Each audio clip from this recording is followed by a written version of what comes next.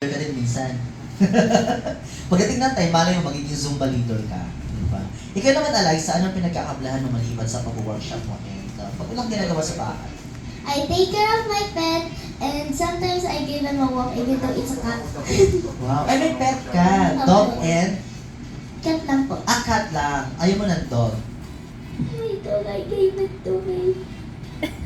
Pero may dog cat before. Opo. Anong lahi? Shih Tzu or Japanese Spitz? Shih Tzu.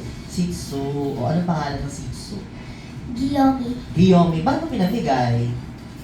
Kasi may sakit siya, kailangan real care kasi nasa labas siya eh. Di ba ang mga dog is a friend of man? Oo. Yung cat mo naman, anong lahi ng cat mo? Boy. Boy. Ano pangalan siya? His name is Kola because my mom liked that name. Wow. Oo.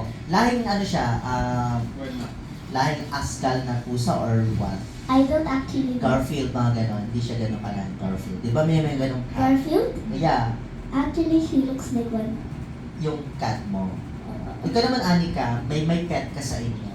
Opo, dati po may alaga din po akong aso and ngayon din po may pusa din po. Ilan ang pusa mo? Isa lang po. Isa lang. Ikaw, Eliza, ilan ang pusa mo? Ngayon po, Oo. dalawa po. Dalawa na. Boy and girl. Boy. Ah, parehas boy. So, paano siya manganganak? Dapat hanapan mo ng kapartner niya para dumami yung pusa. Ayaw po ng nanay ko. Ayaw na. Ayaw din si mami. Hindi Oo, po. Hindi naman. Ayaw niya madami iti-take. Oo. Yung alaga mong pusa, Anika, may kasama. Wala po, nag-iisa lang po siya. Dati po may kasama. Oo, nasaan yung kasama niya?